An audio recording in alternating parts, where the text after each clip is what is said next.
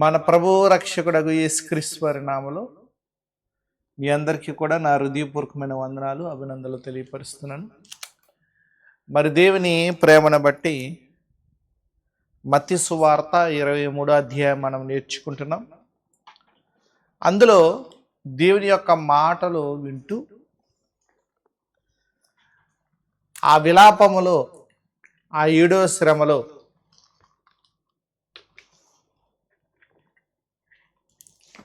చాలా మట్టుకు విన్నాం.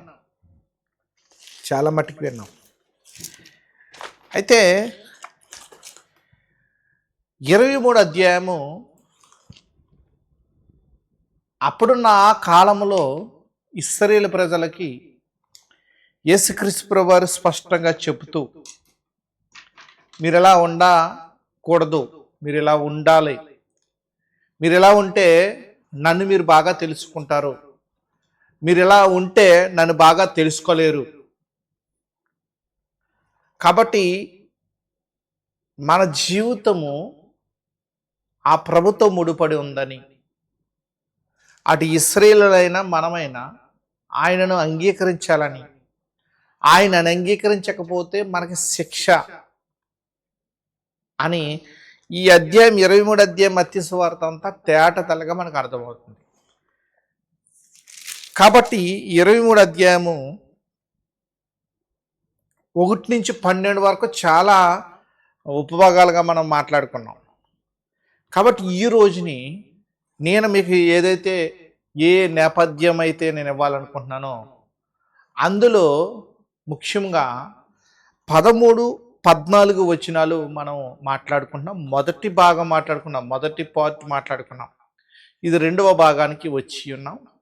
ఈ 2వ భాగంలో ముఖ్యంగా వాళ్ళ యొక్క స్థితి మనకి కంపల్సరీ కావాలి. ఎందుకంటే దాని యొక్క నేపథ్యము మనకి ఎప్పుడు బాగా అర్థమవుతుందో, అంటే దాని దాని దాని వెనకాల ఉన్న బ్యాక్గ్రౌండ్ ఎప్పుడైతే అర్థమవుతుందో, అంటే ఎప్పుడు, ఎక్కడ, ఎందుకు, ఎవరితో మాట్లాడారు అన్నది ఈ 4 విషయాలు మనకి ఎప్పుడైతే మనం గ్రహిస్తామో అప్పుడు మనము తేటతెల్లగా ఆ కాంటెస్ట్ మనకు అర్థమైపోతుంది. ఎప్పుడైతే ఆ సందర్భం మనకు అర్థమైందో, ఆ సందర్భం ఎప్పుడైతే మనకు అర్థమవుతుందో అప్పుడు మనము దాన్ని గ్రహించే సమర్థత, ఆ యొక్క అధ్యాయం యొక్క ఆ ప్రాముఖ్యత, ఆ పేర యొక్క ప్రాముఖ్యత మనకి ఎప్పుడైతే తెలుస్తుందో ఇతరులకు మనం చెప్పగలము, మనం స్థిరపడగలము. ఎందుకంటే అగ్గి ఉన్నదంటే మనం ముట్టుకుంటామా? ముట్టుకోం. ఇతర వాళ్ళతో చెప్తాం అది కాలుతుంది, కాలితే మళ్ళీ మీరు హాస్పిటల్కి వెళ్ళాలి, హాస్పిటల్కి వెళ్తే మందులు వేసుకోవాలి, ఇంజెక్షన్ చేసుకోవాలి, తర్వాత అక్కడున్న ఆ భాగం అంతా, శరీరం అంతా రక్తం ప్రసరించుకోకుండా కాలిపోతుంది, కుళ్ళిపోయే ఛాన్స్ ఉంది, కాబట్టి మీరు అక్కడికి వెళ్ళకండి అని చెప్తాం.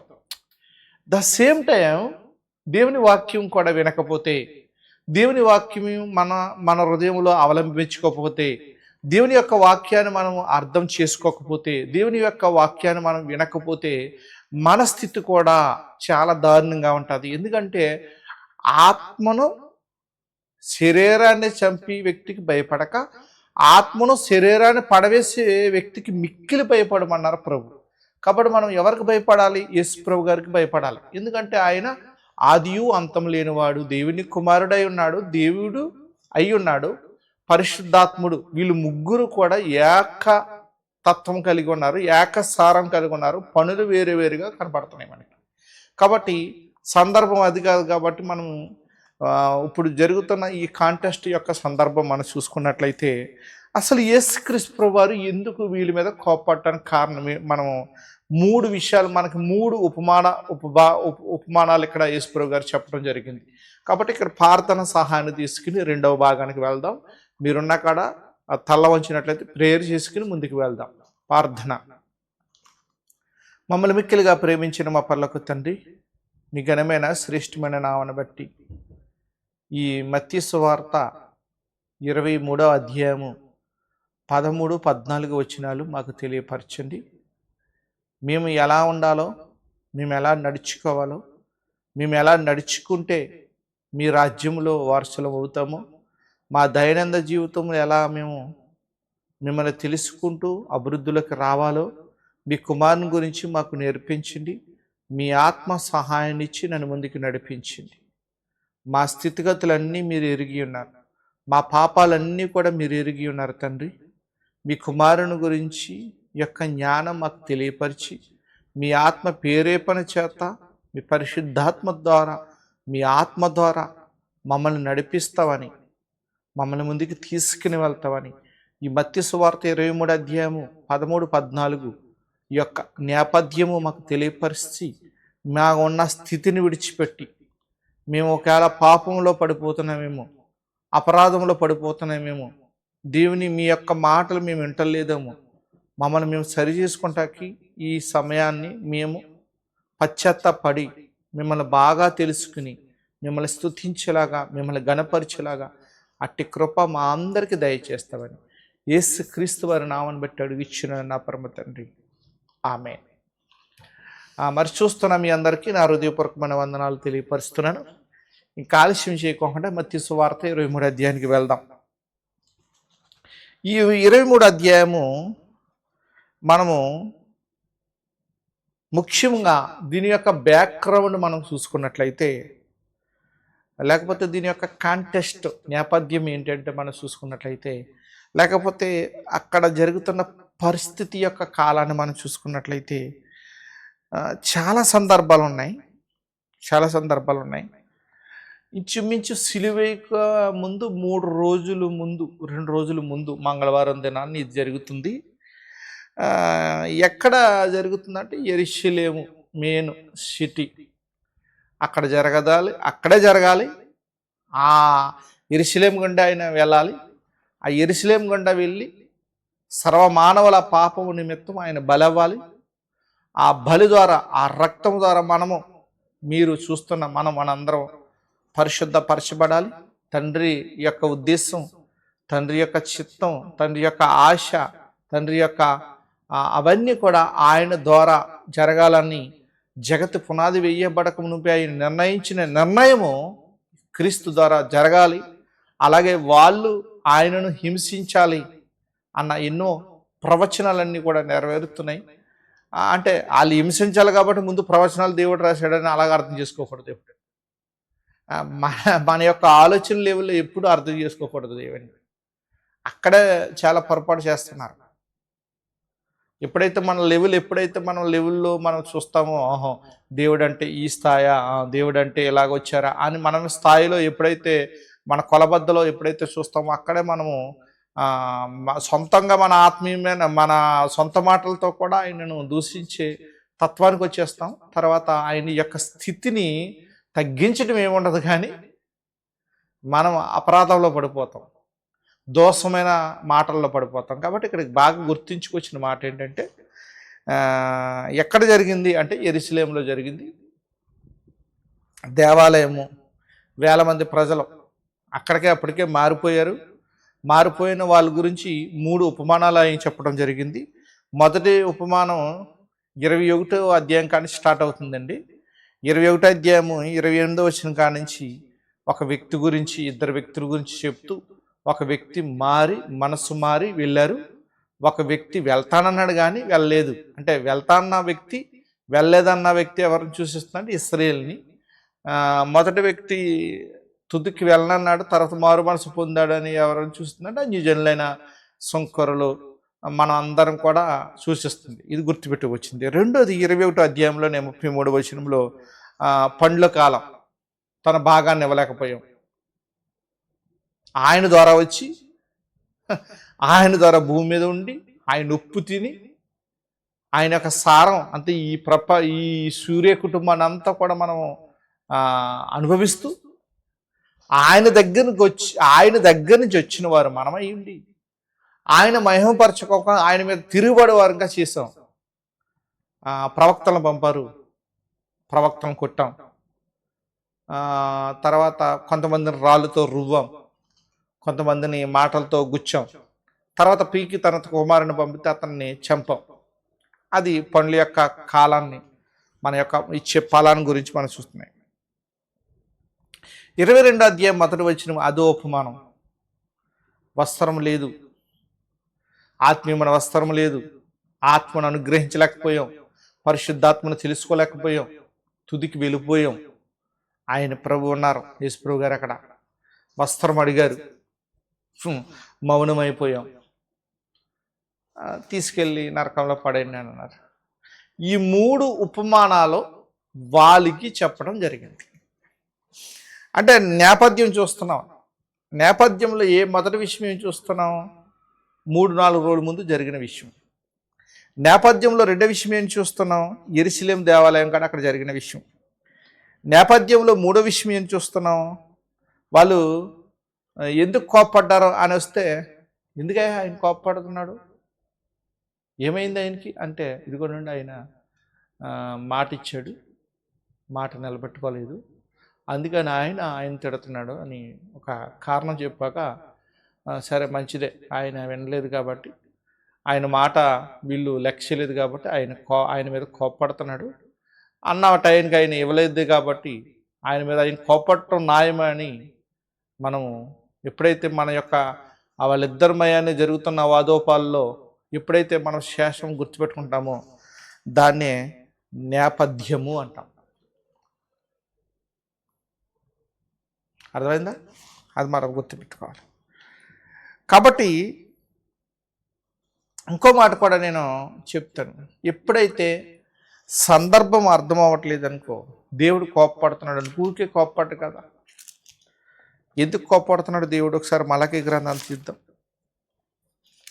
సందర్భం అర్థం అవ్వకపోతే మనం చాలా ప్రాబ్లాలు పడతాం.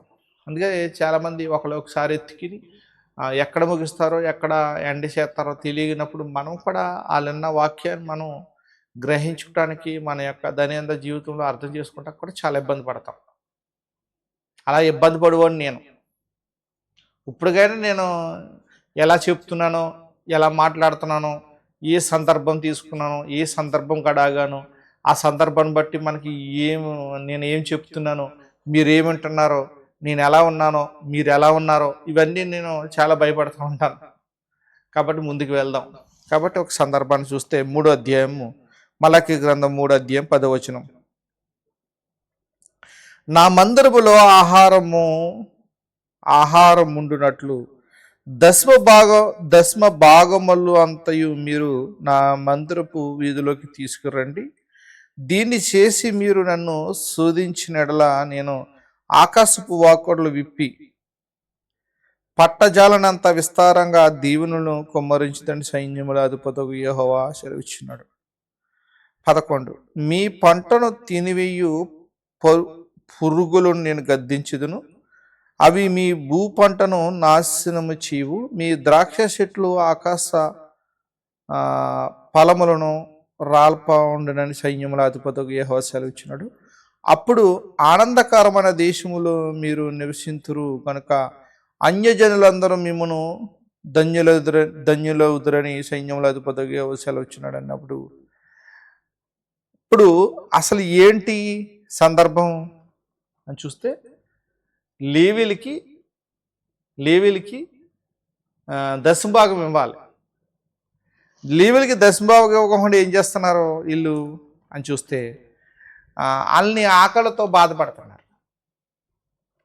మరి సందర్భం ఏంటి? సందర్భం లేకోకుండా దశంభాగం ఇవ్వటం అన్నది దోపుడు సొమ్ము అయిపోతుంది. దేవుడు చెప్పారా, లేవీలకి ఇవ్వండి, మీరు 10% ఇవ్వండి అని చెప్పినప్పుడు 10% ఇవ్వాలి. వాళ్ళని ఆకలితో ఉంచామంటే అప్పుడు సందర్భంతో అంతే మీనింగ్లో దేవుడు తిట్టాడో మనకు అర్థం అవ్వకపోతే దాన్ని అర్థం చేసుకోవడం చాలా కష్టం. అందుకని 21 అధ్యాయం మత్తయి సువార్త, 22 అధ్యాయం, 23 అధ్యాయం, ఆ 3 అధ్యాయాల సందర్భం తెలియకపోతే మనం చాలా పొరపాట్లు పడతాం. ఎందుకు ఆ ఉపమానం ఇల్లు 3 చెప్పారు ప్రభు? తర్వాత 23 అధ్యాయంలో 7 శ్రమలు 7 విలాపాల గురించి ఎందుకు మాట్లాడుతున్నారు? పరలోక రాజ్యం ఎందుకు మూసే వ్యక్తులుగా ఉన్నారంటే, వాళ్ళు పైకి వైట్గా కనపడుతున్నారు కానీ లోపలంతా కూడా వేషధారంతో నిండిపోరు. అది సందర్భం. ఇక్కడ కూడా మలాకి గ్రంథంలో కూడా దేవుడు ఎందుకు కోప్పడుతున్నాడు అంటే, వాళ్ళకి ఇవ్వాల్సిన ధాన్యాలు ఇవన్నీ ఇవ్వకోకుండా వాళ్ళు గట్టిగా పట్టుకున్నారు కాబట్టి 8వ వచనం చూడండి. మలకి గ్రంథం 3 అధ్యాయం 8వ వచనం.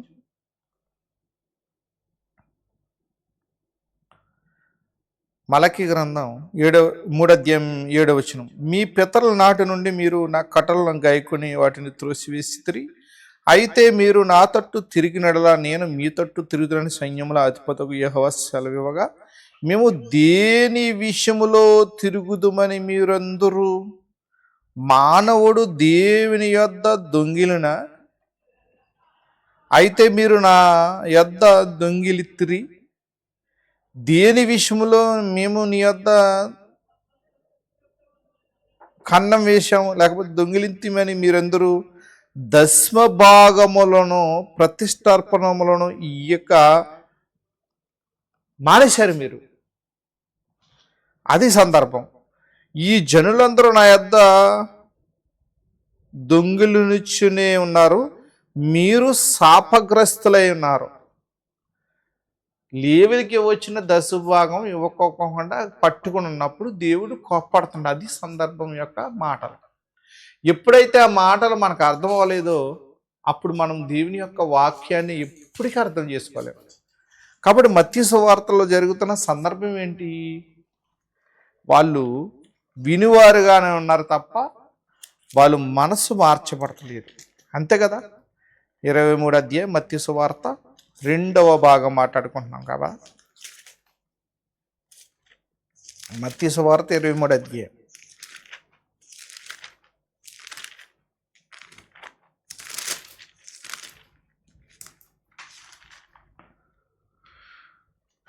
మత్తయి సువార్త 23 అధ్యాయం 13-14. అయ్యో వేషధారులైన శాస్త్రులారా, పరిసయ్యులారా, మీరు మనుషుల ఎదుట పరలోక రాజ్యమును ముయ్యుదురు, మీరందులో ప్రవేశింపరు, ప్రవేశించిన వారిని ప్రవేశింపనీయరు. అంటే వీళ్ళు ఎలా ఉన్నాయంటే వీళ్ళు ప్రార్థనలు దీర్ఘ ప్రార్థనల టైప్ ఉన్నాయి.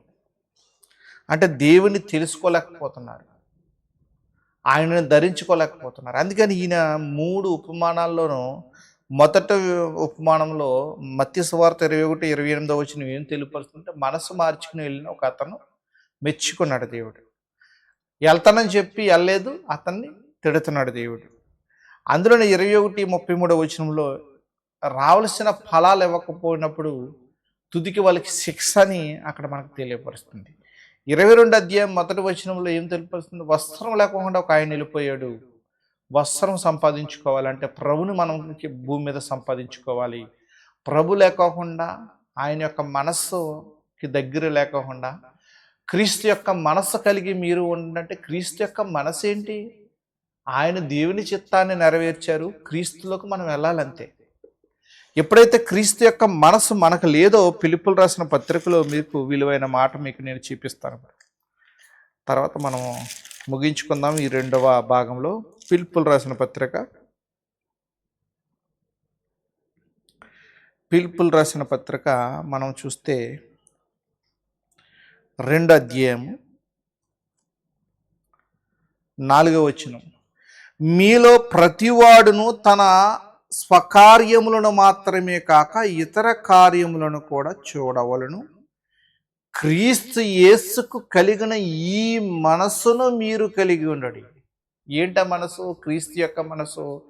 మనం అపరాధంలో పడిపోయాము, ఆదాము గారు తప్పు చేశారు. ఆదాము గారి ద్వారా వచ్చిన సమస్త ప్రజలందరూ కూడా అపొస్తలుల కార్యము 17 అధ్యాయం 26-27 వచ్చులు యావత్ భూమి మీద ఒకడి నుండి ఆయనను అని చెప్పుకొస్తే దేవుని తడువులాడు చూసుకుందురేమని పొలిమేరలు ఏర్పరచారంటే దేవుని మనం తెలుసుకోవాలి, ఆయన కుమారుని మనం తెలుసుకోవాలి, పరిశుద్ధాత్మను తెలుసుకోవాలి. తెలుసుకోకుండా భూమి మీద ఉండి మనము అలాగే ఉండుకున్నట్లయితే వట్టివాడై ఉండి అంటారు గలతీ పత్రిక 6:3-4 వచనంలో.